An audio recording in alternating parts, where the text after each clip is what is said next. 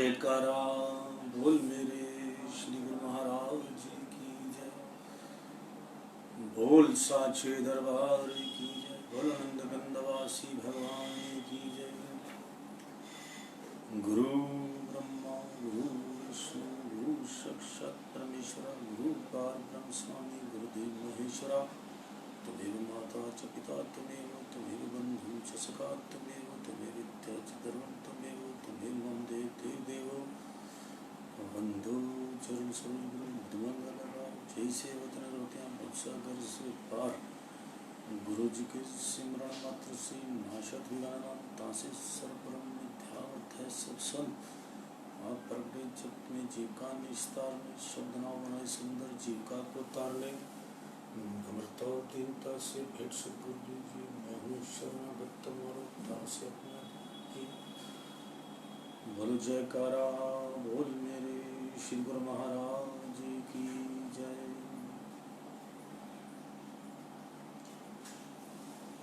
आज शुक्रवार 9 अक्टूबर 2020 अमृतवाणी सेवा ट्रस्ट की ओर से तथा हरिहर सत्संग मंडल की ओर से अपना दैनिक सत्संग का कार्यक्रम हम अमृत वचन से आरंभ करते हैं। ध्यान पूर्वक श्रवण कीजिएगा। हम जो ये पढ़ते हैं कई बार दोबारा भी पढ़ते हैं, रिवाइज करते हैं। बात हमारा सिर्फ ये नहीं होता कि इस किताब को खत्म करना है और जो है आगे बढ़ना है। ये हम इसको पुस्तिका को खत्म भी कर चुके हैं, इनका समापन हो चुका है, मगर इसको दोबारा से हम इसलिए कुछ खास वचनों को दोबारा पढ़ते हैं जो आज के समय के लिए बड़े जरूरी हैं। पहली बात तो ये पूरी हमारे अमृत वचन की जो ये ग्रंथ है ये पूरा ही अपने आप में अद्भुत है। अगर मेरे अंदर ये इसकी कुछ बातें बैठकर मैं अपने आप को बदल सकता हूं तो आप भी बदल सकते हैं अपने आप को। सिर्फ क्या है कि उसको गहराई में बिठाना है। जैसे कि अभी आप कई बार क्या होता है, मैं घर पे भी मैंने ये सब रखा हुआ है ग्रंथ वगैरह, तो घर पे भी मैं जब सवेरे आरती के बाद पढ़ता हूँ तो मैं एक फील करता हूँ बात को। कई बार मुझे ये होता है कि ये जो है आज मैंने संगत को ये 222 नंबर सुनाना है।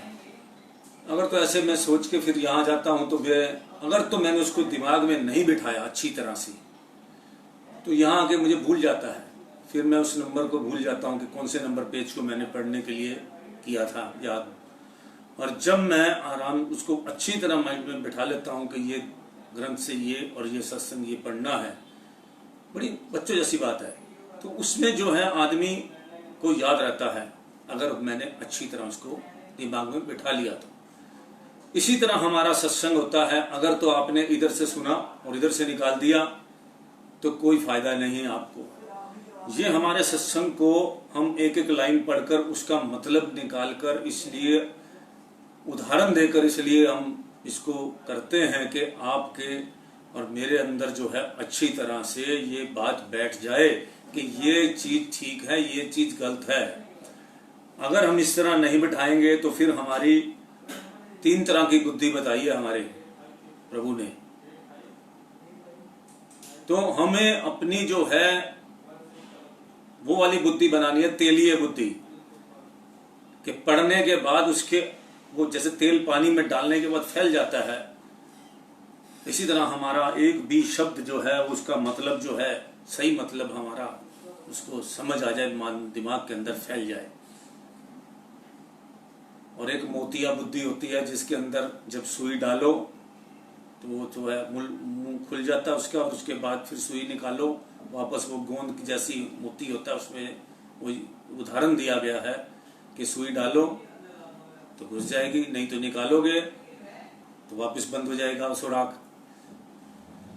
तो इस तरह करके जो है हमें अपनी जो है तेलीय बुद्धि बनानी है, जिसके अंदर आज के टाइम में हम उसको वो कहते हैं एक होती है सामान्य बुद्धि, एक होती है खास बुद्धि, जिसके अंदर जो है आदमी उच्च विचारों में जाता है। जब उच्च विचार सोचने लगता है तो फिर वो जो है सामान्य बुद्धि वाला जो है खाता है, पीता है, सोता है, मौज लेता है, दुख आता है तो उसको झेलता है, लेकिन किसी चीज पे विचार नहीं करता, कोई प्रभु का सिमरन नहीं, कोई कुछ नहीं, किसी चीज का कुछ नहीं, जैसे आया अपने संसार को चलाता है। लेकिन आज का समय जो है वो बदल गया है। खाना पीना पहनना सब ये पशुओं का भी काम, इससे जो है पशु भी यही काम करते हैं, इसके अलावा कुछ नहीं करते। तो इस तरह करके अपने आप को जो है, अब मैं अमृतवाणी आपको वचन शुरू करता हूं। मालिक की दरगाह में अभिमान से भरे व्यक्ति की कोई कदर नहीं, चाहे वह विद्वान हो, धनवान हो या शक्तिवान हो, परंतु एक निर्माण और निर्बल मन वाले को अधिक सम्मान मिलता है।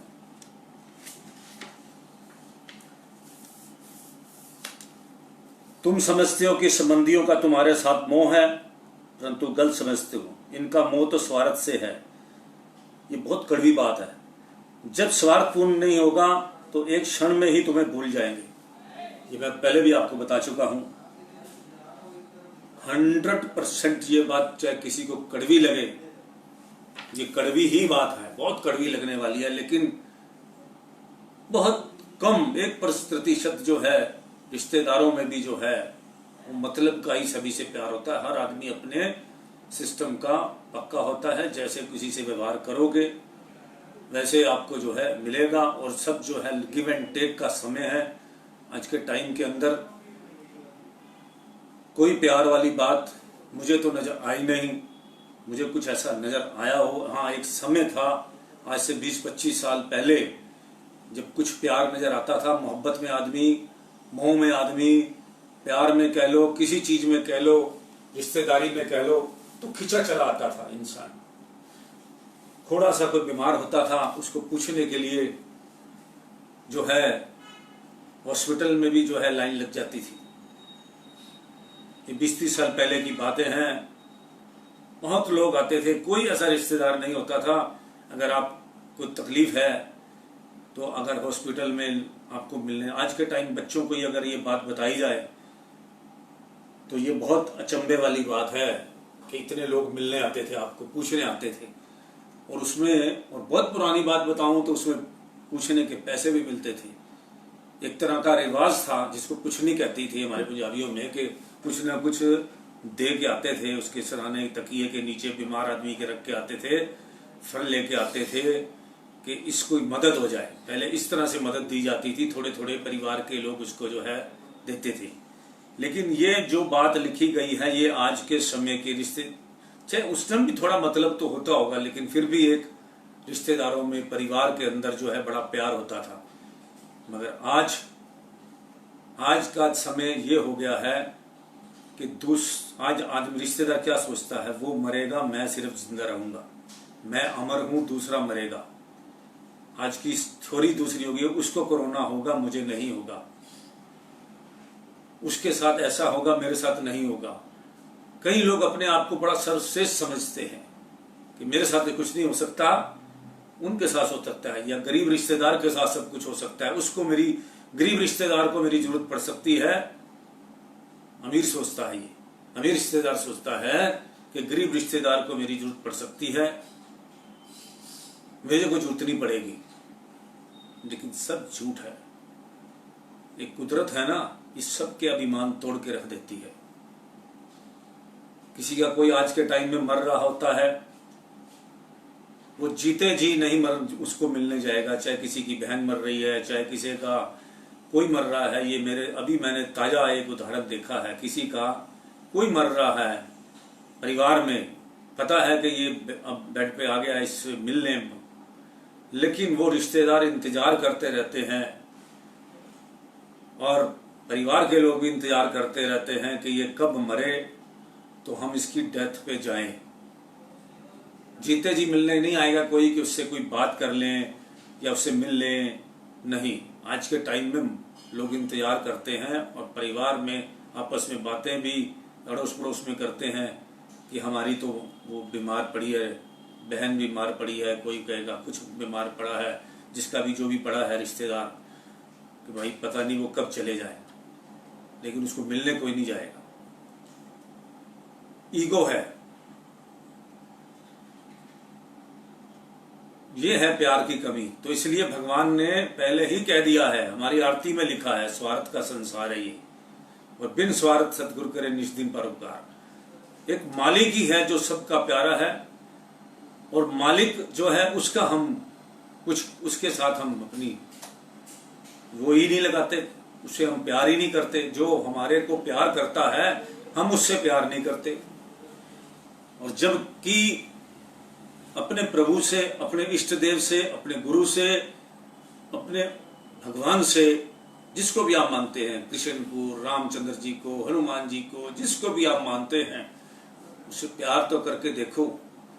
फिर देखो कैसे आपको भगवान जो है आपको पल पल आपके साथ खड़े होते हैं। भगवान कृष्ण तो साफ कहते हैं, तू मुझे याद करके तो देख, तू मेरी तरफ एक कदम तो चल के देख, मैं तेरी 7 कदम ना आऊं तो तब कहना। ये भगवान कृष्ण जी ने उसमें कहा है, आप पढ़ सकते हैं कि तू एक कदम चल के, जो प्रेमी मेरी तरफ एक कदम चलते हैं, मैं उनकी तरफ 7 कदम चलता हूं। और प्रभु का ये कानून है। और जिसने भी आज तक याद किया है, भगवान ना पहुंचे हो तो तब कहो। वो भगवान को तो नहीं, मुझे आगे पकड़ ले। अगर किसी ने भगवान को सच्चे दिल से याद किया हो, तो भगवान ना मिला हो, तो तब मुझे आप कहिए। मेरा तो एक्सपीरियंस ये है कि जहां याद, भगवान तो उसको पता होता है कि मेरा बच्चा परेशान है, मेरा जो है चाहने वाला परेशान है, वो एडवांस में आपका काम करके रखेगा, छोटे छोटे काम भी करके रखेगा। आपको पानी की प्यास ना लग जाए, वो आपकी पानी की बोतल भी लेके रखेगा। देखो तो सही उसका चमत्कार। हम उधर सोचते ही नहीं है, हम सोचते हैं कि ये हमें प्यास लगी थी, इस आदमी ने पानी पिलाया है, या उसने हमें उसने उससे मांग लिया। तो भगवान ऐसे रूप में आता है, वो गुप्त रूप में आपके थोड़ा आएगा, जादू की तरह के, जो उसका शरीर नजर नहीं आएगा, आपके हाथ में पानी की बोतल पकड़ा जाएगा। वो इंसान के अंदर, क्योंकि दुनिया में पूरे ब्रह्मांड के अंदर भगवान विराजमान है। कहीं याद करो, आकाश में याद करो, अमेरिका में याद करो, लंदन में याद करो, भगवान तो सभी का एक है, मालिक तो सबका एक है। ये बात अच्छी तरह समझ लो, बिठा लो। रंग भेद का फर्क हो सकता है, जात बिरादरी का भगवान के यहाँ पे कोई नहीं। ये तो भगवान ने अपनी सृष्टि जो है अपने हिसाब से, अपने वैज्ञानिक आधार का हो, दूसरे आधार से करो, हर इंसान का चेहरा मोरा कंट्री वाइज बना रखा है, सिस्टम बना रखा है। ये तो एक कुदरत का भी सिस्टम बहुत न्यारा है, जिसको हम छोटी सी बुद्धि से नहीं समझ सकते, मगर हम इतना समझ सकते हैं कि बुरे काम का बुरा नतीजा और अच्छे काम का फल अच्छा मिलेगा। बैंक अकाउंट में हमारा सब कुछ बढ़ता रहेगा। हमें सबके साथ प्यार मोहब्बत से बात करनी चाहिए। किसी से जो है, किसी से अपना छल कपट गलत व्यवहार और किसी की जो है सभी की इज्जत करनी चाहिए, अपमान नहीं करना चाहिए किसी का, छोटे से छोटे का। कल को एक चींटी जैसा भी, तिनका भी हमारे काम आ सकता है, चींटी भी काम करती है।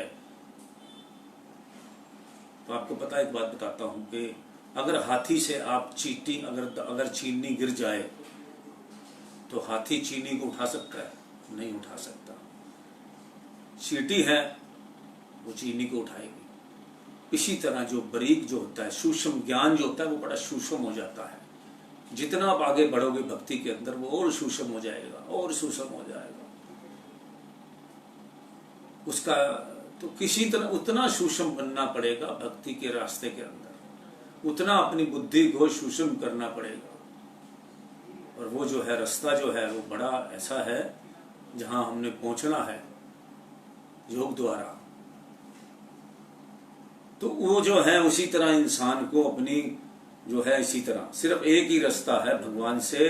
कलयुग के अंदर अगर भगवान के पास जल्दी से मिलना है, जल्दी से पहुंचना है, वो रास्ता है प्रेम का। प्यार करो अपने मालिक से, बड़ा शॉर्टकट भगवान ने ये कहा है, कृष्ण भगवान जी ने भी। आपने गोपियां और कृष्ण जी का प्यार देखा होगा, लोग उसको कैसे भी कहते हो, लेकिन जो असली बात है वो प्रेम करने वाला ही जान सकता है। निस्वार्थ प्रेम जिसको कहते हैं, वो निस्वार्थ प्रेम जो है अब नहीं है, कहाँ है। तो जब जो है इस तरह से जो है इस तरह की हम बात करते हैं, अब जिसकी समझ में होना भक्ति वाला होगा, समझ वाला होगा, उसकी समझ में तो ये बात आएगी। लेकिन जिसने कभी भगवान की क्लास में ही बैठ के नहीं देखा, तो उसको कैसे समझ आएगा कि प्यार होता क्या है, मालिक से प्रेम क्या होता है। अपने गुरु के लोग जो है कैसे, गुरु नानक देव जी के टाइम के अंदर आप याद करो, किताबें भरी पड़ी हैं। आप शब्द अगर आप गुरुद्वारे जाते हैं तो वहाँ पे कैसे एक एक जो है, या आप सत्संग सुनते हैं, या आप गुरबानी सुनते हैं, या आप कीर्तन दरबार में जाते हैं, सत्संग में जाते हैं, तो आपको भगवान के प्रेम की वहाँ पे जो है किस तरह से गुरु नानक देव जी ने प्रेम किया, किस तरह किसी ने अपने गुरुओं से प्रेम किया, किस तरह से उन्होंने अपने शीश कटवाए। ऐसे थोड़ा कोई शीश कटवाता किसी के लिए, शीश ऐसे नहीं कटवाता कोई। उसके पास ताकत होती है अपने मालिक की, उसे अपने मालिक से प्यार होता है। वो अपनी जान कुर्बान करने के लिए 24 घंटे, सेवक ऐसे नहीं खड़ा होता। ये हम सत्संग चाहते नहीं है ना, इसलिए हमारे अंदर ताकत नहीं आती, लोग मरने से डरते रहते हैं। ये काम हो जाएगा, डरपोक हो गए हैं लोग, क्योंकि भगवान पे विश्वास नहीं है। जिसने मरना है उसको एक थोड़ा सा भी करंट का झटका लग जाए तो मर जाएगा। हमें तो सैकड़ों बार करंट बड़े बड़े लग गए, दुनिया भर के सिस्टम हो गए, आज तक तो कुछ हुआ नहीं। कार में से गिर गए, पहाड़ में से गिर गए, एक्सीडेंट हो गए, फिर जिंदा बैठे हैं उस कुदरत की वजह से, उसकी ताकत की वजह से। अभी आपके सामने कुछ दिन पहले कोरोना आया, मेरे साथ वाले कोरोना वालों को देखो, अभी बिस्तर से नहीं उठे होंगे। मालिक ने ऐसी कृपा कर दी कि सब कुछ ठीक कर दिया। कृपा है, प्रभु की कृपा जब होती है तो बड़ा कुछ होता है। तो इस तरह इंसान जो है वो समझता नहीं कृपा का। मैं बार बार ये बातें क्यों कहता हूं कि उस प्रभु के साथ अपना नाता जोड़ लो। ये बिजली का स्विच लगा हुआ है, इसके अंदर हम अपना स्विच ही नहीं लगाएंगे तो करंट कहां से आएगा। चाहे हम कहीं क्लास में नहीं बैठेंगे तो हमें ज्ञान कहां से आएगा। स्विच के पास बैठे हैं ये, लेकिन इसके अंदर हम अपना कनेक्शन ही नहीं जोड़ेंगे तो कैसे बात बढ़ेगा। पीछे से तो भगवान तो तैयार बैठा है आपके लिए, लेकिन हम ही अपना नाता नहीं जोड़ते उसके साथ। कितनी बातें सच्ची सच्ची हैं कि हम परमात्मा का अंश हैं, हम उसका ही रूप हैं, फिर भी भगवान हम अपने आप को कितना डरा हुआ महसूस करते हैं। हम अपने आप को इतना, क्योंकि गलत विचारों की वजह से हमारी आत्मा डरती रहती है, उसके ऊपर इतना ज्यादा मैल जम चुकी है कि हम डरते हैं। डिप्रेशन हो जाता है। हमें क्यों हो जाता है भाई? मैल चढ़ जाती है, उसको भी मैल कहते हैं। मन भटकता क्यों है जी? एक म्यान में दो तलवारें डालने की कोशिश करते हैं। सिंगल वन वे हो जाओ, 200 की स्पीड से भागोगे आप ज्ञान की तरफ, हर काम की तरफ। कंफ्यूज आदमी जिंदगी में कामयाब नहीं हो सकता। फंडा क्लियर रखो अपना जिंदगी का, किस रास्ते चलना है। तो जिंदगी में जब तक आप अपना सड़क जो है अपनी सीधी नहीं रखोगे, अपना जिस तरफ नहीं रखोगे, रुझान जिधर रखोगे, ऊपर से तो आप चल रहे हैं इस तरफ, लोगों को शो हो रहा है कि आप इस तरफ, अंदर से आप जा रहे हो किसी और तरफ, तो ये डिप्रेशन का मामला है। जो अच्छा लगे वो करो जिंदगी के अंदर। और आप जब अच्छा क्या होता है, आपने एक दिल वाले दुल्हनिया पिक्चर देखी होगी, मैं इसलिए ये सारी जगह बात करता हूं आज। मैं बात उस पिक्चर के अंदर, जब मैं किसी भी पिक्चर के अंदर देखता था उस टाइम में, जब भी हम पिक्चर देखने जाते थे, आज के टाइम में तो किसी पिक्चर में कुछ मतलब ही नहीं निकलते, सब फेल है। पहले हर चीज के अंदर कुछ विद्वान लोग उस कहानी को लिखा करते थे। उस पिक्चर के आप देखोगे दिलवाले दुल्हनिया पिक्चर कितनी चली, उसके पीछे कारण था कि उसके अंदर कुछ ऐसे दिल की बातें थी। आपको पता होगा, जब मैं आपको बड़ी अच्छी बात बताता हूं,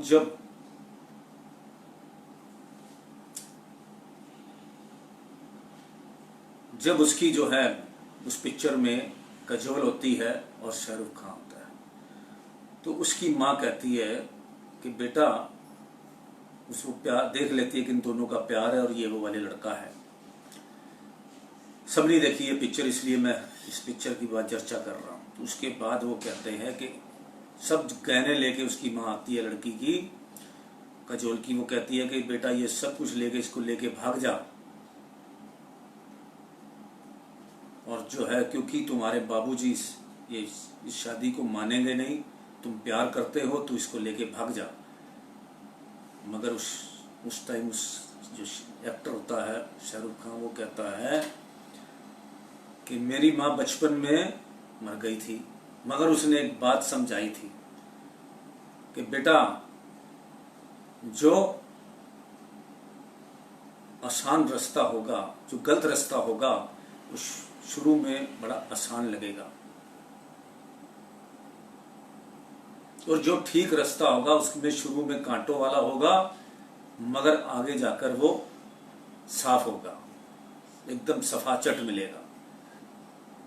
तो मैं तो इस पिक्चर से, इस पूरी पिक्चर में ये सीख के आया था कि जो अच्छा रास्ता होता है शुरू में कठिनाइयों वाला जरूर होता है, मगर उसके बाद जो कुछ मिलता है, और वो ऐसा ही हुआ। कहता है कि बाबूजी से की आंखों में आंखें मिलाकर इसको लेके जाऊंगा। तो ये ऐसे ऐसी चीजें आती थी उस टाइम कि बंदा इंप्रेस होकर देखता था। इन्हीं चीजों को लोगों को पता नहीं होता था हम क्या देख रहे हैं। तो कितनी अच्छी बात कही गई कि कठिनाई का रास्ता जो होता है वो थोड़ा थोड़ा कठिन जरूर होता है, चाहे भक्ति की करो चाहे संसार की करो। जिसने भी त्याग किया, जिसने भी आगे सिस्टम को बनाया, त्यागी आदमी को बहुत कुछ मालिक देते हैं। चाहे भौतिक के करो, चाहे भौतिकतावाद में करो, चाहे भक्ति में करो, जितना बड़ा त्याग करोगे उतना बड़ा फल मिलेगा। जितना संसार अपना, जिसका जितना भी बड़ा त्याग करोगे जिंदगी के अंदर, ये चीजें त्यागनी ही पड़ती हैं। गंदी चीजों का त्याग करोगे, शराब, मीट, ठंडा, ये सब दुनिया भर का त्याग करोगे, जिसको भी हम तामसिक पदार्थ कहते हैं, आपको शरीर की इम्यूनिटी पावर जो कहते हैं वो बड़ी मजबूत बनेगी। आज क्यों नहीं कहते कि बकरे का कलेजा निकाल के खा लो तो इम्यूनिटी पावर बढ़ती है? आज भी फिर सारे दुनिया के डॉक्टर को एक ही बात कहनी पड़ती है कि हल्दी वाला दूध पी लो तो इम्यूनिटी पावर बढ़ेगी। और दूसरा बात है कि आंवला खाओ तो ताकत बढ़ेगी, विटामिन सी खाओ, सबसे ज्यादा फ्रूट में होता है। तो क्यों नहीं लोग समझते इस बात को कि इसी तरह जो है भक्ति के अंदर ही सब कुछ है, सही रास्ते चलने से ही सब कुछ है। बड़ी छोटी सी बात अगर लोगों को समझ आ जाए तो ये काम, क्रोध, लोभ, मोह, अहंकार के जो हम गलत रास्ते पर चले हुए हैं, ये हम सही रास्ते पर चल पड़ेंगे। आदमी भटकता कब है? काम के चक्कर में, वासनाओं के चक्कर में। उससे भी अपने आप को, चरित्र को बचा के रखो। चरित्र गया तो सब कुछ गया, और स्वास्थ्य गया तो फिर आधा गया, पैसा गया तो कुछ भी नहीं गया। पैसा अगर आपका सब कुछ लुट जाता है फिर भी आपके पास चरित्र भी है, बचा हुआ है आपके पास, चरित्र भी बचा हुआ है आपके पास, और आपके पास वो जो है शरीर भी बचा हुआ है। शरीर बचा हुआ है तो फिर पैसा कमा लोगे आप। और अगर शरीर चला गया तो फिर तो आपका आधा चला गया सब कुछ, और चरित्र चला गया तो फिर पूरा ही चला गया। अगर आपने अपना आत्म सम्मान बेच दिया, आपने अपने आप को खराब कर लिया, काम वासनाओं में फंसा लिया, गलत रास्ते पे चढ़ गए आप, तो दुनिया खत्म हो गई, आपकी दुनिया लुट गई। दूर से पता लग जाता है। ये कहते हैं मस्तिष्क से देश के इंसान का सब पता लग जाता है। मस्तिष्क, वो मस्तक क्या देखना है, इंसान की फेस रीडिंग से यही पता लग जाता है, कोई बड़ी बात नहीं है। शराबी का भी पता लग जाता है, ऐब वाले आदमी का भी पता लग जाता है। जब आप जिस चीज पे आदमी रिसर्च करे उसी का ज्ञाता बन जाता है। मैंने दुनिया भर के बड़े से बड़े ज्योतिष को पैसे दिए हैं सिर्फ ये चेक करने के लिए कि किसको कितना ज्योतिष आता है। आज तक एक भी संपूर्ण ज्योतिष नहीं मिला। 2 बातें बताएंगे, बाकी सब आइडिया है। कोई 3 बता देगा, किसी को ये हाथ 20% देखना आता है, किसी को 30% आता है, किसी को 5% आता है। इसी तरह जन्म पत्री देखने वाले भी मैंने कितने लाखों रुपए खर्च कर दिए होंगे इसी रिसर्च के ऊपर कि कुछ सच क्या है। आज तक 0/0 है। कितना पैसा खर्च कर लिए, कोई है तो मुझे बताए। मैंने तो इतने एक्सपेरिमेंट कर लिए, इतने बड़े एक्सपेरिमेंट कर लिए हैं कि जिसमें हम सोच भी नहीं सकते। सिर्फ ये देखने के लिए कि नेचर ने क्या किसी के हाथ में कुछ समझने की ताकत दे रखी है। कोई 10% हाथ दे के रेखाओं में होगी ताकत, मुझे नहीं पता। ये मस्तिष्क रेखा है, ये उम्र की रेखा है, ये दिमाग की है, लेकिन इसको संपूर्ण देखने वाला कोई नहीं है। इसी तरह पत्री देखने वाला भी जो है, जन्म पत्री भी कुछ ना कुछ, बस बड़े लोगों को जन्म पत्रियां दिखा दी मैंने, कईयों की दिखाई, कईयों के साथ गया, सिर्फ ये दिखाने के लिए कि मेरा जिंदगी भर मैंने रिसर्च किया है। हमारे जो संतों ने रिसर्च कर दिया, जो 1 मिनट में बैठ के बता देते हैं कि जाओ ये पड़ा सब कुछ, यहां से जाओगे तो यहां मुड़ जाना, वहां पे ये चीज मिलेगी, वहां ये काम आपका हो जाएगा। हमारे संतों ने ये सब चीजें रिसर्च कर दी कि यहां जाना, या बीमारी के लिए पूछने गए, आज्ञा लेने गए कि ये बीमारी है, कोई जरूरत नहीं है दवाई करने की, ठीक हो जाओगे। ये हमारे संतों के पास ताकत है सिर्फ। ये किसी डॉक्टर के पास नहीं है, किसी वैज्ञानिक के पास नहीं है, किसी के पास नहीं है। हमारे महापुरुषों ने, हमारे मालिकों ने हमारे पास सब कुछ जो है 1 मिनट में क्या क्या कर देते थे। हमने तो वो देखे, गुरु नानक देव जी के टाइम के अंदर देखिए उन्होंने क्या नहीं किया। क्या ताकतें नहीं देखी आपने, ये भक्ति की ताकतें थी, ये होती थी मेहर की ताकत। सारी जिंदगी वैज्ञानिक लगे रहे तो कुछ नहीं कर सकते, 0/0 है। और जब भक्ति की ताकत देखनी हो तो 1 मिनट में आपकी किस्मत के सितारे बदल देते हैं संत लोग। तो फिर किधर जाना चाहिए? मैंने बड़े डॉक्टरों से देख लिया, जो आपके लिखा है वो होके रहेगा।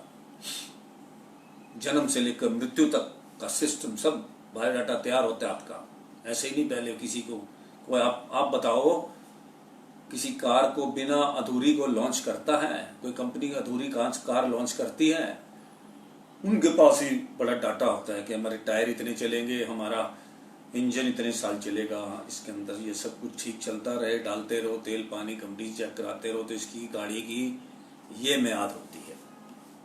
तो भगवान ने तो मालिक है, उसने क्या चीज नहीं किया होता हमने अपने आप को। और दूसरी बात है, जितना भी भौतिक सुख हमारे को मिला है, जितना भी संसार में ये हवाई जहाज, हेलीकॉप्टर, ये सब बने हैं, ये सब चीजें जो बनाई गई थी अच्छे लोगों के लिए बनाई गई थी, सही काम करने वाले के लिए। मोबाइल बनाया गया था तो ये गलत काम के लिए थोड़ा बनाया गया था, जिसका हमने गलत यूज करना शुरू कर दिया। ये मोबाइल भी भगवान ने बनाया था, ये अच्छे काम हो रहे हैं ना, सत्संग हो रहा है इससे। समय के अनुसार हर आदमी तरक्की चाहता है, तो मालिक को भी लगा कि एक तरह से सिस्टम फॉलो करते रहे तो इंसान बोर हो जाएगा, उसके करने के लिए, उसको और करने के लिए। लेकिन भक्ति से पीछे हटने के लिए किसी को कभी मालिक ने नहीं कहा था। ये सब भक्ति के ही रास्ते बनाए गए थे कि आपको बैठे बैठे ही आप ग्रंथ पढ़ लो। आज कितना कुछ सब कुछ है अच्छे काम करने के लिए। डॉक्टर कैसे अपना सभी मोबाइल से काम कर लेते हैं, लैपटॉप से काम कर लेते हैं, लेकिन जो बुरे लोगों ने इसको चोरी चाकरी दूसरी चीजों में, गलत कामों में इस्तेमाल करना शुरू कर दिया। अयाश लोगों ने किसी और, ये चीजें मिसयूज होने लग गई। बनाया तो नेचर ने सब अच्छे लोगों के लिए था, अच्छे काम करने के लिए मशीनरी बनाई थी, सब नेचर की है। तो इसी तरह करके हमें जो सब कुछ सिखाया गया था वो सब कुछ हमारे को अच्छे काम लोग करने वाले, लेकिन भगवान, तो हमने जो है उल्टे उस चीजों को सबको मिसयूज करना शुरू कर दिया, शरीर को भी मिसयूज करना शुरू कर दिया। हमारे को कोई ये सारी चीजें, कुछ दवाई के लिए भगवान जैसे एक मेडिसिन बनाई गई, लोग उसको नशे में इस्तेमाल करने लग गए। एक गोली बनाई गई, वो भी बीमार आदमी के लिए बनाई गई, उसको भी इंसान ने नशे के लिए यूज शुरू कर दिया। तो भगवान ने तो कुछ भी क्या बनाया, कुछ भी गलत नहीं बनाया, लेकिन इंसान ने उसको सब अपने दिमाग से भ्रष्ट बुद्धि के साथ उसको गलत ढंग से यूज करना शुरू कर दिया, जिसकी वजह से आज सारा देश, दुनिया तराई तराई है। भगवान ने ये, हम कुछ खाते हैं गंदा तो हमें पता है इसका रिजल्ट गंदा ही आएगा, पेट खराब होगा, तबीयत खराब होगी। इसी तरह हमारे दिमाग में भी गलत विचार घुसेंगे तो हमारा उसको दिमाग में प्रॉब्लम आएगी ना, डिप्रेशन होगा ना। माइंड का ये रोग है, दिमाग का रोग है, मन का रोग है। जब हम इस तरह से करेंगे तो आज दुनिया में देखो, वो कल आज मैंने खबर पढ़ी, खबर क्या थी कि बड़ी दर्दनाक खबर थी, 3 बच्चों को एक बाप ने मारकर खुद लटक गया। शायद पंजाब की खबर है जो मैंने पढ़ी है। क्या हुआ था, थोड़े दिन पहले पत्नी की डेथ हुई थी, कुछ दिन पहले वो पत्नी के सन ने सारा घर संभाल रखा था। अब स्त्री की बात करते हो, स्त्री ने, एक स्त्री के बगैर जिसने घर पूरा संभाल रखा था, उसकी बीवी मर गई, वो बच्चों को संभाल नहीं पाया। रिश्तेदारों ने मदद नहीं की, उसने क्लियर अपनी चिट्ठी के अंदर लिखा है, और मेरे किसी रिश्तेदार को एक भी चीज हाथ नहीं लगाने दी जाए। ये आज की न्यूज है, आज की अखबार में थी कि उसने अपने तीनों बच्चों को, एक 17 साल का, 15 साल का और एक मेरे ख्याल 30 साल की बच्ची थी, उसने जो है सबको मारने के बाद खुद रस्से से लटक गया। इसके पीछे कितना बड़ी बात है, इसमें कितने मतलब निकलते हैं कि वो वाइफ के बगैर, कुछ प्यार की बात थी कि अपनी बीवी से मोह करता था, कैंसर से उसकी डेथ हो गई। उसके बाद बच्चों को संभाल नहीं पाया और अपना डिप्रेशन में चला गया। रिश्तेदारों ने आके मदद नहीं की, मरने पर पड़ोसियों ने जलाया उसकी वाइफ को, क्योंकि रिक्शा चलाता था। दुख के बादल उस पे आते चले गए, उसको लगा कि मेरी जिंदगी वीरान है, अगर मैं ही अकेला मर गया तो पीछे से बच्चे रुल जाएंगे। उसने 3 बच्चों को मारकर आप मर गया। करता भी क्या, क्लियर बात उसमें लिखी गई है कि परिवार के रिश्तेदारों ने कोई उसकी मदद नहीं करी, आस पड़ोस वालों ने जो है उस डेड बॉडी को भी जलाया, सभी को। उसने लिख दिया था किसी रिश्तेदार को बुलाने जरूरत नहीं। जब उसकी पत्नी मरी तो उसको कोई भी उसको दिलासा देने या उसका कोई साथ देने नहीं आया, क्योंकि वो एक गरीब आदमी था। यहां पुरुषार्थ की जरूरत है, यहां जागरूकता की जरूरत है। भेड़ो चाल की जरूरत नहीं है कि कोई मदद को नहीं आया तो आस पड़ोस को मदद को आना चाहिए था, और आए बाद में, लेकिन बाद में तो ये हो रही है। भगवान तेरे संसार की हालत क्या हो गई, भगवान के कितना बदल गया इंसान। पहले तो ऐसे गाने ही चलते थे। एक बहुत पुरानी बात बताता हूं आपको। एक बार मैं यहां से बरनाला जा रहा था ट्रेन में, उस टाइम हम जनरल ट्रेन में जाते थे, तो बठिंडा जा रहा था मैं। बठिंडा से ट्रेन चेंज करनी होती थी, शायद बठिंडा से दूसरी बरनाला की ट्रेन चेंज करके उसमें बैठा। तो आपको पता होता है कि ये थोड़े गरीब लोग जो है उसमें गाना बजाकर जो है टिक टिक टिक करके 2 पत्थर लेके उससे बजाते हैं। आज तक वो मेरे कानों में गाना गूंजता है, और मैंने सुना था आज से 30-35 साल पहले। पैसे का इंसान है ये, पैसे का ये इंसान है, इंसान की कीमत कोई नहीं, बच के निकल जाए इस नगरी से, करता मोहब्बत कोई नहीं। पैसे का इंसान यहाँ,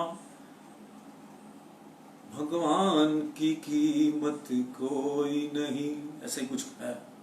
बच के निकल जा इस नगरी से, करता मोहब्बत कोई नहीं। ये उसने उस पर सुनाया था।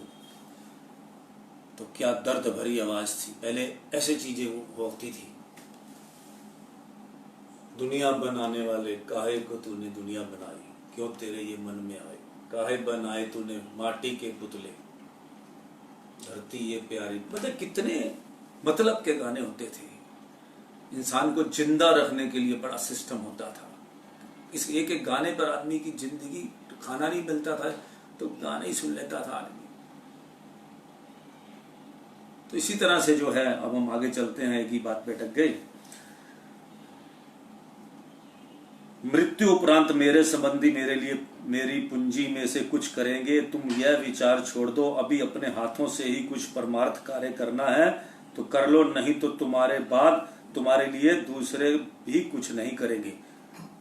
आज का समय तो ऐसा आ गया है कि अपना जो है क्रियाक्रम भी आप ही करके जाओ, पहले कर लो, जीते जी कर लो। बड़े लोग कर लेते हैं, क्योंकि कारण क्या है, मरने के बाद अगर जो दान पुण्य करना है वो कर लीजिए, क्योंकि मरने के बाद आपका किसी ने कुछ नहीं करना।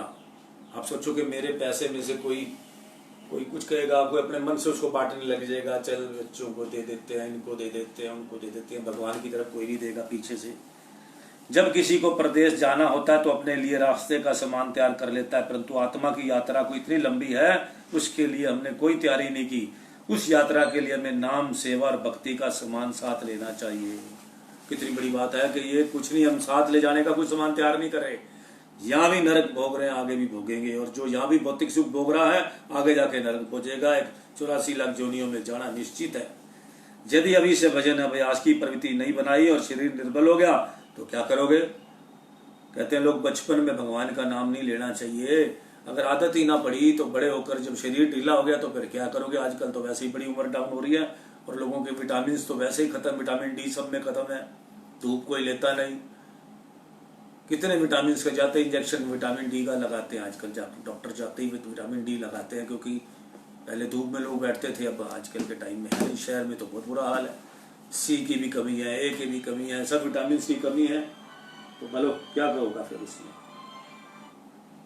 तो इसी तरह करके जो है इंसान जो है सिस्टम जो है कर, मतलब कि करते हैं जो जब अभी भजन अभ्यास की प्रवृत्ति ना बनाई और शरीर निर्बल हो गया तो क्या करोगे? इसलिए अभी से यह स्वभाव बना लो कि बिना किसी अनुपस्थिति के प्रतिदिन कुछ समय भजन अभ्यास में अवश्य दिया करो, ताकि बाद में कोई कठिनाई ना हो। अगर अभी से ना आदत डाल ली अभ्यास की, अभी से भगवान की भक्ति का उधर ध्यान, उनसे भगवान के साथ अपना जोड़ लिया कनेक्शन, तो दिक्कत नहीं आएगी। आगे होके बड़े जाके बुढ़ापे में कौन है 60 साल के बाद किसी को भक्ति कर लो, कर लेगा? बिल्कुल नहीं करेगा। जो गुण उसे सतगुरु के निकट ले जाते हैं उनमें उन्नति कर रहे हो या नहीं, ऐसा ध्यान रखना चाहिए। यह विश्वास करो कि तुम्हारा प्रत्येक कर्म प्रभु देख रहे हो और वह उत्तम न्यायकारी हैं, पक्षपात नहीं करेंगे। तो आज हम अमृत वचन यही समाप्त करते हैं। आनंद सिंह अब आपको कुछ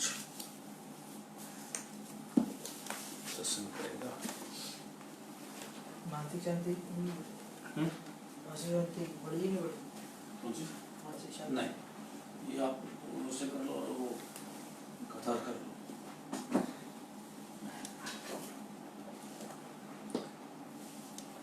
मानसिक शांति,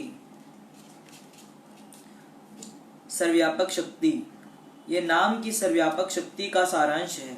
हमारे मानसिक और बौद्धिक सभी रोगों का एकमात्र उपाय ही नाम है। ये हमारे अंदर निरंतर चल रहा है, परंतु इसे तब तक नहीं सुना जा सकता जब तक पूर्ण सद्गुरु से इसे सुनने की युक्ति ना सीखी जाए। यही हमारी प्राण है, परंतु हम इसे जानते नहीं हैं। गुरवाणी का कथन है, मनु मंदरु तनु वेश कलंदरु घट ही तीरती नावा, एको शब्दु मेरे प्राणी वस्तु है, बहाड़ी जन्मी ना आवा। अर्थात मन ईश्वर का मंदिर है और ब्रह्मा शरीर संसार में स्वयं को प्रकट करने के लिए उसकी ऊपरी लिबास है। नाम श्वास श्वास में समाया हुआ है। यदि कोई इस नाम में लवलीन हो जाए तो इसका बार बार जन्म नहीं होता, अर्थात वह जन्म मरण के बंधन से मुक्त हो जाता है। यह एक प्रमाणित सत्य है कि मन ईश्वर का मंदिर है। यहाँ तक कि मुस्लिम संतों ने भी कहा है, दिलो इंसान भवद खाना ए मौला, अर्थात मनुष्य का मन ईश्वर का निवास स्थान है। हमें इसी मंदिर में ही मालिक की प्रतिदिन उपासना करनी चाहिए। यहाँ 3 पवित्र नदियाँ का संगम है और इसी संगम स्थल पर संतों ने स्नान करने को कहा है, ताकि उसके सभी कर्म अच्छे या बुरे इसमें बह जाएं और वह मुक्ति को प्राप्त करे। भक्त अपने मालिक को सैकड़ों हजारों नामों से पुकारते हैं। कुछ उसे राम राम कहकर याद करते हैं, कुछ उसे अल्लाह कहकर पुकारते हैं, जबकि दूसरे उसे वाहिगुरु, सत्यनाम, ईश्वर, परमात्मा आदि कहते हैं। जैसे माता अपने बालक को भिन्न भिन्न नामों से भिन्न भिन्न अवसर पर बुलाती है, परंतु सभी नाम अपने बालक के लिए उसके गहरे प्रेम को अभिव्यक्त करते हैं, इसी तरह भिन्न भिन्न लोग अपने मालिक को प्रेम और आदर से भिन्न भिन्न नामों से पुकारते हैं, परंतु यह सभी नाम जिह्वा और ओंठों के हिलने से उच्चारित होते हैं। और संतों की वाणी में इन्हीं सिफाती नाम या विशिष्ट नाम कहा गया है। जो नाम मालिक की स्तुति में गाए जाएं, उन्हें सिफाती नाम कहते हैं। परंतु अब यहाँ यह प्रश्न उपस्थित होता है कि यदि यह सब नाम एक ही लक्ष्य की ओर ले जाते हैं तो सबको एक बराबर खुशी हासिल क्यों नहीं होती? यह संदेह बिल्कुल सही है। इन नामों के उच्चारण मात्र से ही जीव माया की भूल भुलैया से मुक्त नहीं हो सकता। अधिक से अधिक इससे उसे स्वर्ग का जीवन मिल सकता है, परंतु ज्यों ही उसकी स्वर्ग की अवधि समाप्त हो जाएगी, उसे वापस पृथ्वी पर भेज दिया जाएगा, परंतु किस रूप में यह कुछ नहीं कहा जा सकता। इसलिए बुद्धिमान साधक उस विशेष नाम को जानने के लिए उत्सुक रहते हैं जो उन्हें मालिक के धाम के द्वार तक ले जाए। कुछ लोग प्रतिदिन मालिक की स्तुति गाकर ही संतुष्ट हो जाते हैं, परंतु क्या इन उपायों से वे मुक्ति प्राप्त कर सकते हैं? यह उन लोगों से तो अच्छे हैं जो बिल्कुल पूजा आराधना नहीं करते और इन्हें कुछ संतोष भी रहता है कि वे मालिक के, परंतु फिर भी इनके रहन सहन का ढंग, परस्पर व्यवहार और जीवन के अन्य कार्यकलापों से यह स्पष्ट हो जाता है कि इनके जीवन में कोई संतोषजनक परिवर्तन नहीं हुआ है। जो जीव अपने जीवन को सचमुच अच्छा बनाना चाहता है, उन्हें भक्ति मार्ग पर चलने के लिए साक्षात हुजूर सद्गुरुदेव जी की शरण में आना चाहिए। सच्चा नाम तो बहुत विरले लोग जानते हैं। यह एक ऐसा गुप्त रहस्य है जो पूर्ण सद्गुरु के हृदय में गुप्त रहता है और केवल उन्हीं का बताया जाता है जो उनकी शरण में आकर विनय पूर्वक प्रार्थना करते हैं। संत कबीर जी का कथन है, आदि नाम निज मूल है और मंत्र सब डार, कहे कबीर निज नाम बिनु बूढ़ी मुआ संसार। कोटि नाम संसार में ताते मुक्ति न होए, आदि नाम जो गुप्त जपे बूझे बिरला कोई। अर्थात आदि नाम जो गुप्त है वही सच्चा मंत्र है। इसलिए ये साधक अन्य सभी नामों और मंत्रों को छोड़ दे, उसे उस सत्य नाम को जो कि गुप्त है उसे कोई विरले ही जानते हैं, क्योंकि ईश्वर की विशेषताएं असंख्य हैं, इसलिए उसके नाम भी असंख्य हैं। एक विशेष नाम जो नित्य है और उसका सच्चा नाम जाति नाम है, वह संतों के पास है। उसे वह केवल अपने श्रद्धालु भक्तों को ही बताते हैं। यह ईश्वर की मौज की उसने यह रहस्य संतों को ही सौंप रखा है। प्राय लोग ये कहते हैं कि धार्मिक जीवन बिताने, व्रत आदि रखने तथा तीर्थ स्थानों का भ्रमण करने से, पवित्र नदी दान देने के बावजूद भी उन्हें आनंद और मानसिक शांति प्राप्त नहीं होती। इधर उधर भागता हुआ चलायमान रहता है और मालिक की आनंदमय रूप पर स्थिर नहीं होता है। भौतिक जगत की सभी सुख सुविधाएं उनके पास बहुतायत में होते हुए भी भीतरी आनंद जिसका संत अपने उपदेशों में प्राय उल्लेख करते हैं का वे कभी आस्वादन नहीं कर पाते। इसी प्रकार के पेचीदा प्रश्न कई साधकों द्वारा पूछे जाते हैं। आनंद हासिल न करने के प्रमुख कारण यही होता है कि उन्होंने पूर्ण सद्गुरु से नाम की दीक्षा प्राप्त नहीं की होती। चाहे जो भी धार्मिक कार्य वे कर लें, जैसे मंत्रों का जाप, भजनों वाले गान, स्तोत्रों का गायन या दान देना आदि, ये सभी ब्रह्माएं क्रियाएं हैं और इंद्रियां द्वारा दी जाती हैं। आनंद तो ना किसी ब्रह्मा विषय में है और ना ऐसी उन क्रियाओं में जहाँ मन को इंद्रियों द्वारा इसे प्राप्त करने के लिए बाहर जाना पड़े। जब तक मन आनंद पाने के लिए ब्रह्मा जगत में भटकता रहेगा, तब तक वह रस भोग के अपने स्वभाव को नहीं बदल सकेगा। साधक चाहे साधक चाहे कितनी बार राम राम जप ले, परंतु वह नहीं पहुंच पाएगा। राम राम सबू को कहे, कहिए राम न होई, गुरु प्रसादी रामू मनि बसे, ता फलू पावे कोई। गुरुवाणी में वर्णन है, अर्थात सभी राम राम रटते हैं, परंतु रटने से ही किसी को शांति नहीं मिल सकती। जिसे सदगुरु से नाम प्राप्त है, केवल वही अपने धार्मिक कार्यों का फल पाते हैं और राम के भक्त कहलाते हैं। हम सब मालिक की महिमा सुनते हैं और उसे कई नामों से पुकारते हैं, परंतु हमें उसका पूरा फल नहीं मिलता। ऐसा क्यों? पहले तो जो नाम हम जपते हैं या जो धार्मिक कृत्य हम करते हैं, वे हमारी अपनी इच्छा अनुसार होते हैं और उनका निर्देशक होता है हमारा मन। मालिक या सदगुरु के वचनों का हम दृढ़ नहीं करते, इसलिए हम धर्म के नाम पर जो कुछ भी करते हैं वह सब मन के दायरे में ही होता है। मन स्वयं माया रूप है और अपनी इच्छा अनुसार सब कार्य करता है, परंतु कितनी ही ऊंची उड़ान क्यों ना भर ले, माया के बंधनों को ये मन पार नहीं कर पाता। रामायण में कहा है, गोचर जय लगी मन जाई, सो सब माया जाने भाई। श्री रामायण में वर्णन है, मन आंख कान इंद्रियां के द्वारा जहां भी जाता है वह सब माया के दायरे में ही रहता है। मन स्वयं ही माया के साक्षी है, इंद्रियों का दास है जो उसे सुख दुख की सूचना देती है। ऐसा व्यक्ति जो अपने मन की आज्ञा अनुसार चलता है, उसे माया के बंधन से मुक्त होने की कभी आशा ही नहीं करनी चाहिए। उसे शुभ कर्म और दान आदि का बहुत अभिमान होता है, परंतु यह भी मन के आदेश से किए जाते हैं। वह जितने भी धार्मिक अनुष्ठान करता है सब मनमति के घेरे में ही होते हैं। निसंदेह जीव के यही भी कर्म और उद्देश्य शुभ होते हैं, परंतु सभी मन और माया द्वारा नियंत्रित और परिचालित होते हैं। जीव के सभी शुभ कार्यों में मन का ही प्रभुत्व होता है। जब हमारे धार्मिक कार्यों में मन और माया ही सदा प्रधान है, तो माया के कठोर बंधन से छूटने की आशा करना ही भूल है। संत कबीर दास जी फरमाते हैं, मन मुरीद संसार है, गुरु मुरीद कोई साध, जो माने गुरु वचन को ताका मता अगाध। अर्थात कोई विरले संत महापुरुष ही सदगुरु के मुरीद हैं। शेष सभी इस संसार में मन के ही दास हैं, जो सदगुरु के वचनों के अनुसार चलते हैं। उनकी आत्मिक खुशी का तो वर्णन ही नहीं किया जा सकता। अज्ञानी जीव चाहे कितना भी प्रयत्न क्यों ना कर ले, माया के बंधन से कदापि मुक्त नहीं हो सकते। अज्ञानता का अर्थ है अंधकार। अंधकार में किया गया कोई भी कार्य पूर्ण और सफल नहीं हो सकता। ऐसे व्यक्ति अपनी उन्नति के लिए कुछ नहीं कर पाते।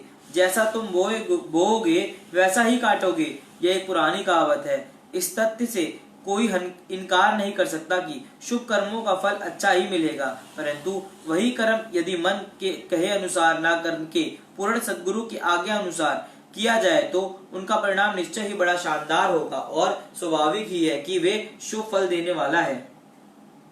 इन दोनों तरीकों में जमीन आसमान के अंतर है। पहला, मन के कहे अनुसार भिन्न भिन्न मंत्रों का जाप करना। दूसरा है पूर्ण सद्गुरु के निर्देशन में नाम की विधि पूर्वक अभ्यास करना।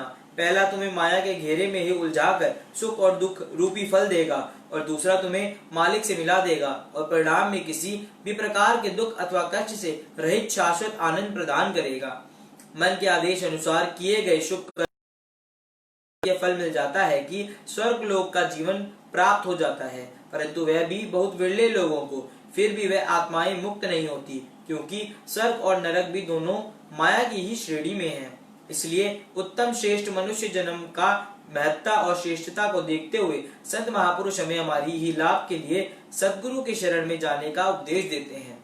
शुभ कार्यों का पूरा लाभ न मिलने का दूसरा कारण यह है कि लोग नाम की वास्तविकता से अनभिज्ञ हैं। वे केवल सिफाती या ईश्वर की विशेषताओं को बताने वाले असंख्य नामों को ही जानते हैं, उसके ज्योति या वास्तविक नाम को वे नहीं जानते।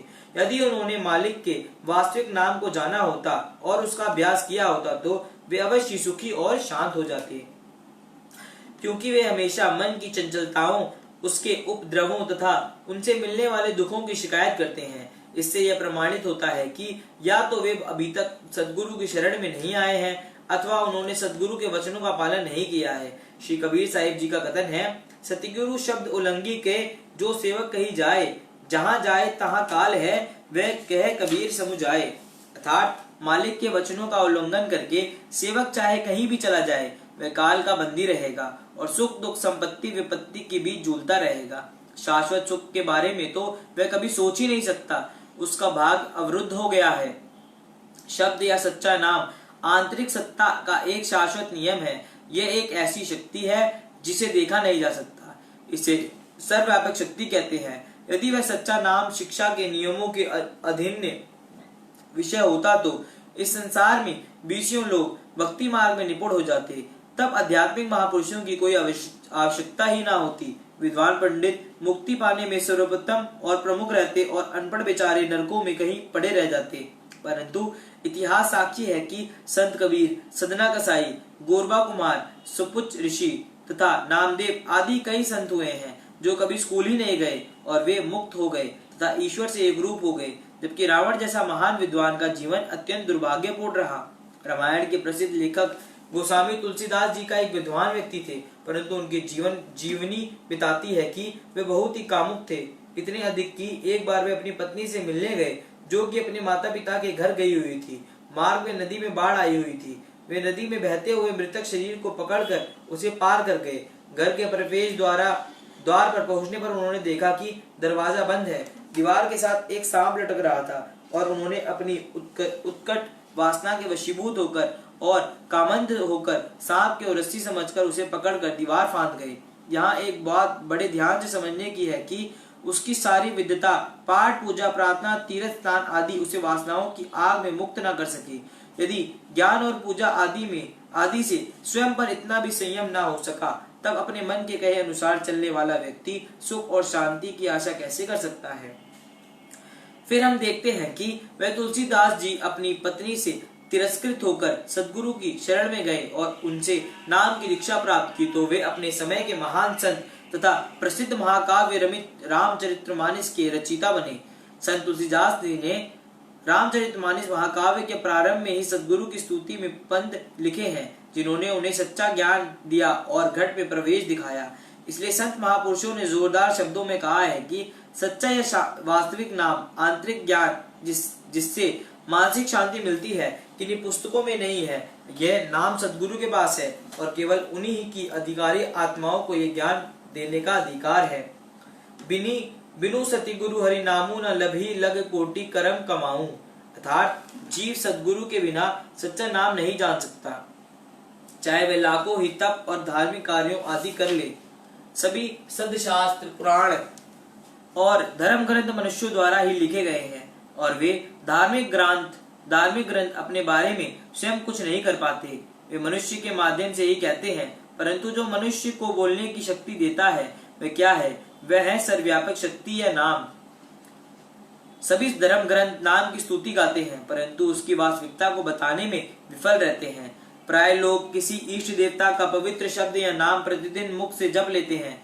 वे यही समझते हैं कि मालिक को याद करने के लिए मुंह से कोई पवित्र नाम जपना और हाथों से माला जरूरी है। यदि जिह्वा और अंगुलियां साथ साथ ना चले तो वे सोचते हैं कि नाम जपा ही नहीं गया।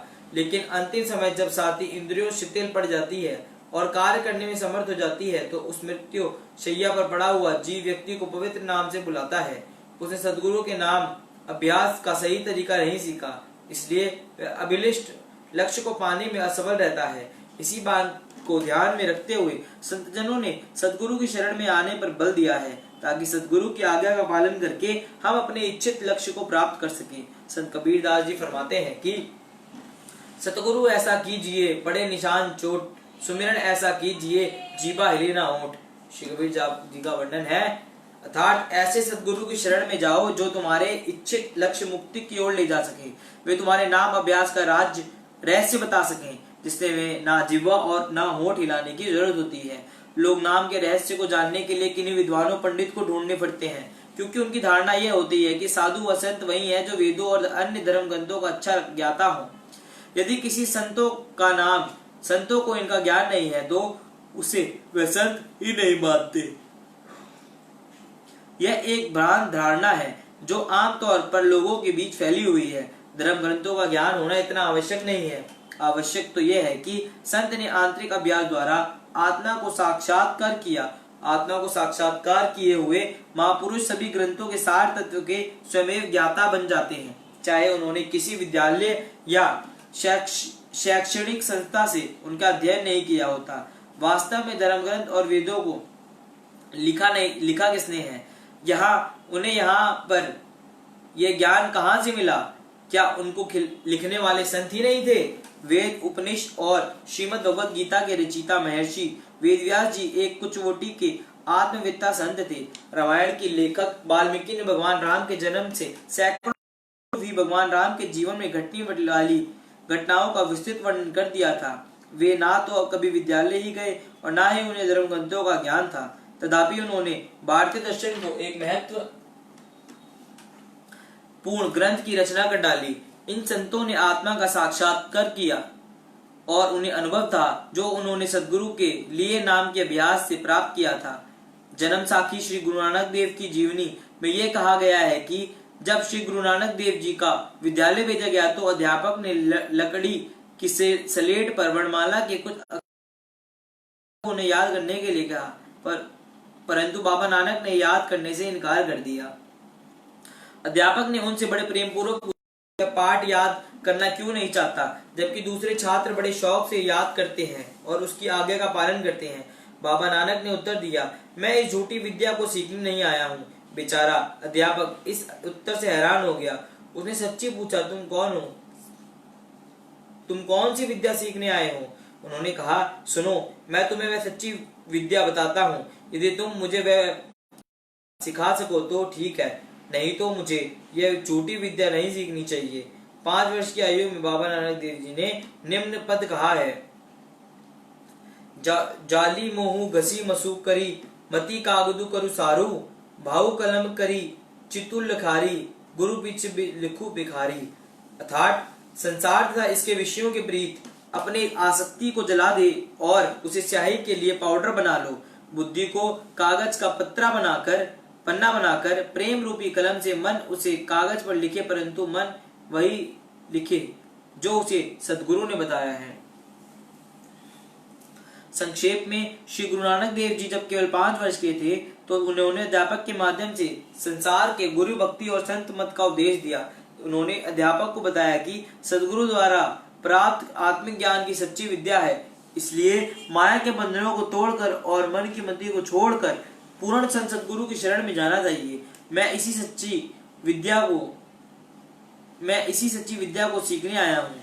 इस विद्या में संसार से परे आत्मलोक के रहस्य खुलते हैं, अनंत मालिक से एक रूप हो जाते हैं। संतों को शास्त्रों का ज्ञाता होना आवश्यक नहीं। इसके स्पष्टीकरण के लिए क्या ये प्रणाम पर्याप्त नहीं है?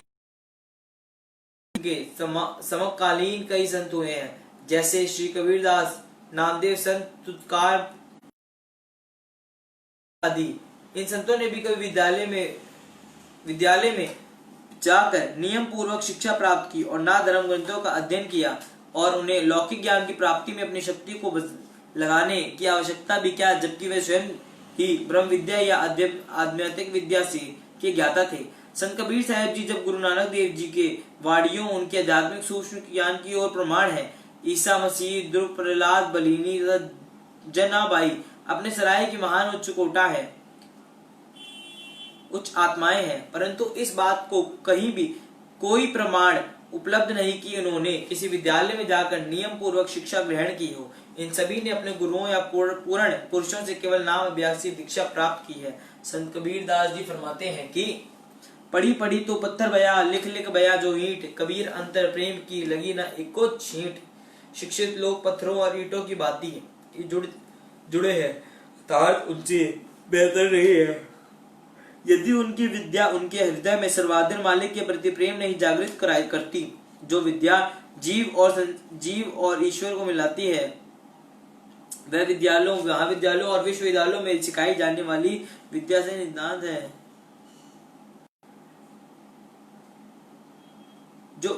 जो विद्या जीव और ईश्वर को मिलाती है, विद्यालयों, महाविद्यालयों और विश्वविद्यालयों में सिखाई जाने विद्या से नितांत भिन्न है। इन संस्थाओं में दी गई शिक्षा से ऐसे विद्वान बनते हैं जो लौकिक दृष्टि से भले योग्य हों, परंतु आध्यात्मिक दृष्टि से वे अज्ञानी ही होते हैं। आत्मिक विद्या केवल सद्गुरु से ही प्राप्त की जा सकती है, जो इस ज्ञान के खजाने के मालिक होते हैं। इन्हीं से ही आत्म विद्या प्राप्त करके जीव जीवन के परम लक्ष्य आत्म साक्षात्कार को प्राप्त कर पाता है।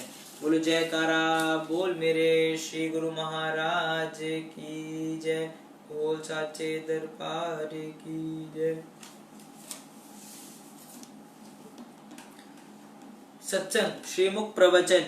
श्री 108 श्री सद्गुरुदेव महाराज जी श्री तीसरी पातशाही जी ने जितना परमार्थ का कार्य किया वह अवर्णनीय है। उन्होंने स्थान स्थान पर सत्संग आश्रम निर्माण करवाए और केंद्रों की स्थापना की। समय समय पर उनका केंद्रों में विराजमान होकर जो अमृत प्रवचन फरमाए, उन संपूर्ण प्रवचनों को लेखनी बंद करना अत्यंत कठिन है। उनके श्री अमृत प्रवचन उस दिव्य ज्योति की आभा है जिसने घट घट में प्रकाश भर सबको अलौकित कर दिया, और वही किरणें युग युगांतरों तक प्रेमियों के हृदय स्थल में सदा जगमगाती रहेंगी। प्रेमी जन तथा सर्वसाधारण भी इस प्रकाश में अपना मार्ग खोजने में सफल हो सकेंगे। उनके दिव्य अमर प्रवचन सरल भाषा में भक्ति के अलौकिक मधुरिमा के लिए हुए हैं, जिनसे प्रत्येक प्राणी सन्मार्ग को सरलता से ग्रहण कर सकता है तथा अपने जीवन को श्रेयस्कर बना सकता है। उन श्रीमुख प्रवचनों में से कुछ एक श्री अमृत प्रवचन यहाँ दिए गए हैं, जिन पर आचरण करके प्रेमीजन जीवन को कल्याण कर सकते हैं। यदि किसी जीव में बिना भक्ति के अनेकों गुण हो तो वे सब गुण सत्पुरुषों की दृष्टि में कौड़ी के बराबर भी नहीं है। यदि केवल एक भक्ति का गुण हो तो वह अनेकों गुण से ही बढ़कर है। संत महापुरुष शारीरिक गुणों को नहीं देखते, वे भक्ति को गुणों को ही देखते हैं। उनकी दृष्टि में भक्ति का गुण ही सर्वोत्तम गुण है। श्री रामचरितमानस में भी लिखा है कि भक्तिहीन गुण सब सुख ऐसे, लवन बिनु बहु व्यंजन जैसे। जिस प्रकार नमक के बिना सभी व्यंजन फीके लगते हैं, अथवा चांद के बिना सितारे जड़ित आकाश भी शोभायमान नहीं होता, इसी प्रकार ही भक्ति के बिना अनेकों गुण किसी काम के नहीं, क्योंकि भक्ति ही मानव जीवन की सुंदर श्रृंगार है। संत महापुरुषों की दृष्टि में जिसके अंदर भक्ति का गुण विद्वान नहीं, वह लोहार होकर जीवन व्यतीत कर रहा है। सांसारिक दृष्टि से चाहे कोई लखपति बन जाए अथवा भक्ति के बिना उसका कोई विशेष मूल्य नहीं। गुरवाणी में भी लिखा है, एक भगति भगवान जीव प्राणी के नाही मन, जैसे सुकुरु सुआन नानक मानो ताही तन। क्योंकि जिसने अपने जन्म के मूल्य को ही ना पहचाना तो उसकी बुद्धिमत्ता, सुंदरता व कुशलता किस काम की। ये गुण तथा बुद्धिमत्ता तो उसे पिछले पुण्य कर्मों से मिल गई, और अब यदि इस जन्म की श्रेष्ठता ना समझी और शारीरिक सुख भोगों में ही फंसा रहा तो उसने मानव जन्म का दुरुपयोग किया। अतएव मानव जन्म को भक्ति रूपी गुण से सुशोभित करके इस जन्म को पूरा लाभ उठाना है। वास्तव में सद्गुरु के सेवक का दर्जा बहुत ऊंचा है। सर्वसाधारण लोग माया का दर्जा बहुत ऊंचा समझते हैं और वे दिन रात मायावी पदार्थों की खोज में लगे रहते हैं। वे माया की सीमा से बाहर नहीं जा सकते, परंतु जो सद्गुरु का सेवक है उसके लिए माया के पदार्थ तुच्छ है। सेवक के अंदर ये भाव होता है कि इष्ट देव ही मेरे सच्चे मालिक हैं और केवल वे ही काम, क्रोध, लोभ, मोह, अहंकार आदि शत्रुओं से मेरी रक्षा करने वाले हैं। सेवक के दिल में अपने इष्ट देव के प्रति जो ऊंची श्रद्धा व भक्ति होती है, उससे सेवक के अंदर वही शक्ति पैदा हो जाती है। सेवकपन में बहुत लाभ है, क्योंकि यह भाव अर्थात कुल मालिक का ख्याल रखते हुए उसी कुल मालिक के स्वरूप में मिल जाता है। इसलिए सेवक को बिन सद्गुरु के स्वपन में भी दूसरा ख्याल नहीं आता। इसी का नाम भक्ति है और यही आत्मिक उन्नति का लक्ष्य है। संसार में कथनी करने वाले मनुष्य अपना पूरा जीवन वाचक ज्ञान में गुजार देते हैं, परंतु वे गुरुभक्ति को प्राप्त नहीं कर सकते। महापुरुष फरमाते हैं, भक्ति पंथ संभार तेरे भले की कहूँ। मनुष्य जब तक भक्ति और प्रेम के मार्ग में पांव नहीं रखता तब तक उसकी हालत कुछ और होती है, किंतु जब वह प्रेम भक्ति के मार्ग में चल पड़ता है तब तक वह कुछ और ही बन जाता है। भक्ति मार्ग में पग रखने से पहले उसकी हालत गफलत और बेसमझी की होती है, तब उसकी आत्मा सुप्त अवस्था में होती है, हो जाती है। जिसने मालिक को मिलने की राह में पांव रखा है वह तो जागृत अवस्था में है, क्योंकि जब तक जीवात्मा में जागृत नहीं आती भक्ति और परमार्थ की कमाई की चाह ही पैदा नहीं होती। तथा मालिक के मिलाप की इच्छा ही नहीं जागती। यदि किसी में ये इच्छा और ये लगन है तो समझना चाहिए कि उसकी आत्मा गफलत की नींद से जागृत हो चुकी है। यह जागृत सत्पुरुषों की संगति से ही मिलती है। सेवक को सुख और दुख दोनों अवस्थाओं में समान भाव से रहना चाहिए, क्योंकि जिज्ञासु को भक्ति मार्ग में सुख और दुख दोनों से लोहा लेना पड़ता है। जिस प्रकार दुख की अवस्था में घबराना अच्छा नहीं, इसी प्रकार सुख की हालत में हर्ष को फूलना अच्छा नहीं। दोनों हालतों में स्वयं को सम रखकर आगे कदम बढ़ाना चाहिए। साधक को हिम्मत और उत्साह से काम करता जाए। शरीर पर सुख दुख दोनों अवस्थाएं एक परीक्षा है की तरह है। इसलिए सेवक का धर्म है कि निंदा स्तुति हर्ष शोक मान अपमान दोनों अवस्थाएं में सम रहे। समद रसी इच्छा कुछ नासी, हर्ष शोक भय नहीं मनुबाही। अब सज्जन मम उर बास कहे, लोभी हृदय बसई धनु जैसे। सेवक का पद प्राप्त करना ही उत्तम भक्ति है और यही सबसे ऊंचा ज्ञान है। बोलो जयकारा बोल मेरे श्री गुरु महाराज की जय। बोल साचे दरबार की जय। आज हम अपना दैनिक सत्संग यहीं पर समाप्त करते हैं। राम राम, जय सच्चिदानंद, सत श्री अकाल।